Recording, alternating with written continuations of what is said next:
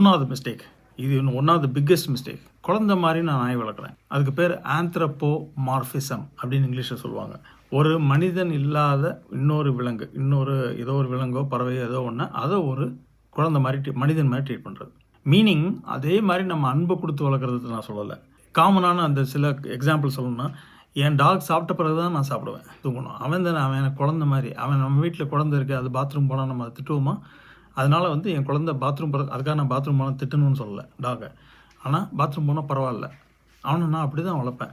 இதுமாதிரி நிறையா மோஸ்ட்லி நம்ம தாய்மார்கள் அவங்க இதை பண்ணுறாங்க. வந்த நாள்லேருந்து பாவம் தனியாக தூங்கினான்னா கஷ்டப்படுவான். அதனால் நான் தூக்கி என் பெட்லேயே படுக்க வச்சுக்கிறேன். பெட்டில் ஒரு நாள் யூரின் போயிட்டானா பரவாயில்ல, பாத்ரூம் போயிட்டானா பரவாயில்ல, அந்த மாதிரி வளர்க்குறது. அப்புறம் அவங்க சாப்பிடும்போது அவனுக்கு கொடுத்துட்டு சாப்பிடுவோன்னு சொல்லிட்டு இருக்கிற அவங்க சாப்பிட்ற சாப்பாட்டையும் கொடுக்குறது, இல்லைனா கேட்கும் போதெல்லாம் ஃபுட் 24/7 அவைலபிள் மாதிரி கொடுத்துட்டே இருக்கிறது, அன்பாக இருக்கிறோன்ற பேரில்.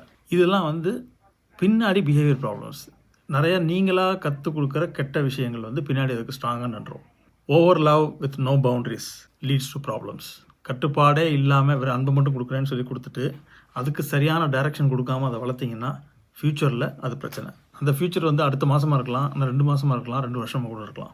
4வது, இக்னோர் பண்ணுறது. இப்போ இருக்கிற பிரச்சனைகள்